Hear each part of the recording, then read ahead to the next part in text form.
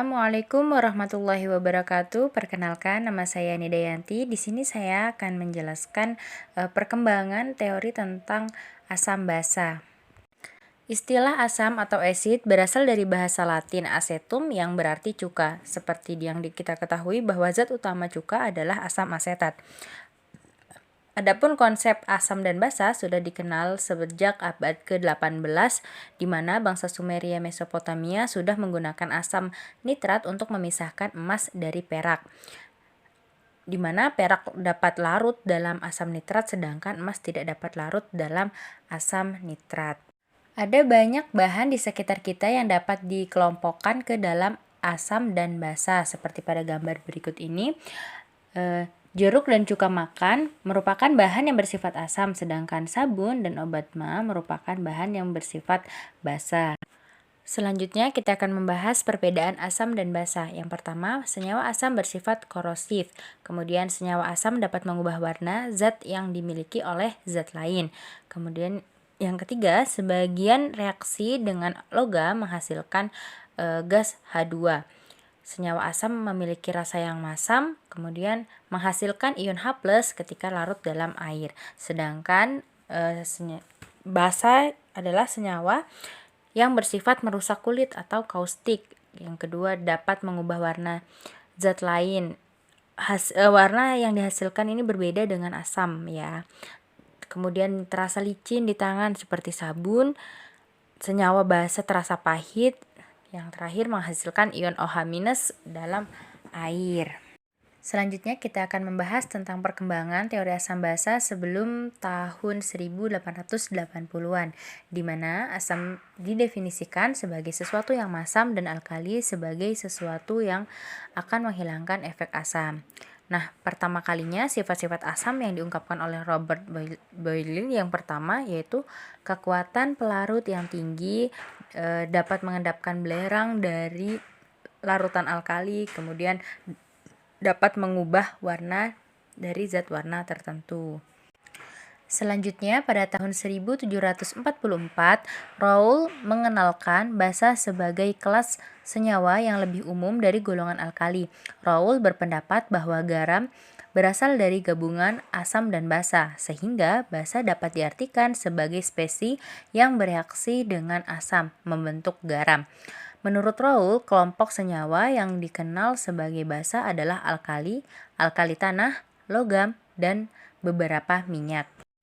Terjadi penyimpangan dari definisi eksperimental mengenai asam yang muncul dari studi Anthony Laurent Lavoisier pada tahun 1787, di mana Lavoisier mengamati bahwa banyak asam yang dijumpai berasal dari penggabungan unsur oksigen dengan metaloid seperti belerang dan fosfor. Percobaannya membuktikan bahwa senyawa-senyawa yang mengandung atom karbon, nitrogen, dan sulfur jika dibakar dengan oksigen kemudian dilarutkan dalam air, maka akan menghasilkan larutan yang bersifat asam. Hal ini menyebabkan Lavoisier menyimpulkan bahwa sifat-sifat khusus dari asam disebabkan oleh adanya oksigen. Namun kesimpulan dari Lavoisier ini diragukan oleh beberapa ilmuwan. Hingga pada tahun 1810, Tuan Humphrey Davy menemukan bahwa asam muriatat atau asam hidroklorida tidak mengandung unsur oksigen. Pada mulanya sekitar tahun 1814, ia berpendapat bahwa sifat asam dari suatu zat tidak bergantung pada partikel pembentuknya, tapi lebih disebabkan oleh kemasan khusus dari beberapa zat.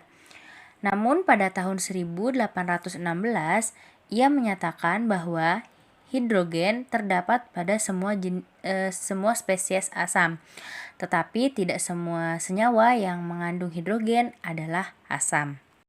Selanjutnya, pada tahun 1814, Joseph Louis menyimpulkan bahwa asam adalah zat yang dapat menetralkan alkali dan kedua golongan senyawa itu hanya dapat didefinisikan dalam kaitan satu sama lain.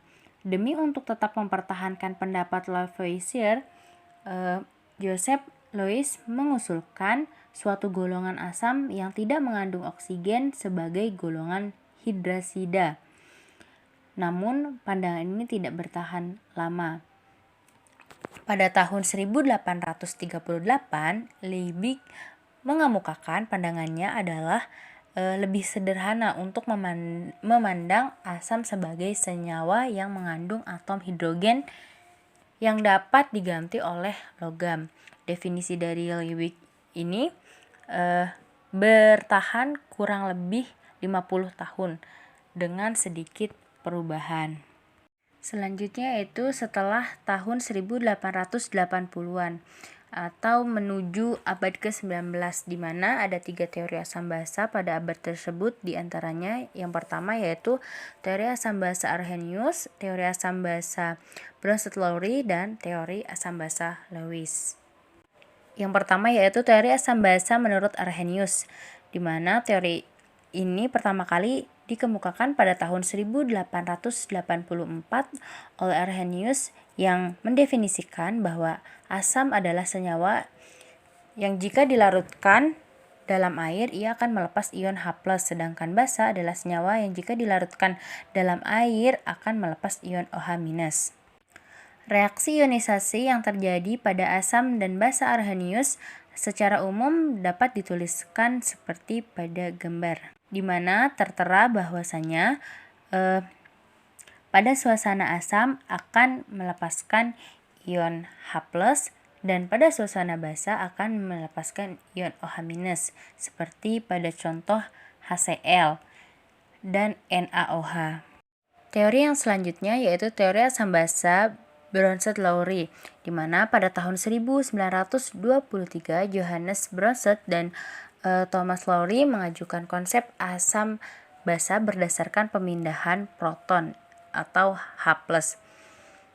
Nah, pengertian asam basa menurut Bronsted-Lowry yaitu asam adalah spesies yang dapat memberikan proton atau donor proton berupa H+, kemudian basa merupakan spesies yang dapat menerima proton atau akseptor proton yaitu berupa OH-, seperti pada contoh NH3 plus H2O menjadi NH4 plus OH-, di mana NH3 bertindak sebagai basa setelah menerima proton berubah menjadi ion NH4 yang bertindak sebagai asam dengan menyerahkan proton kepada OH-.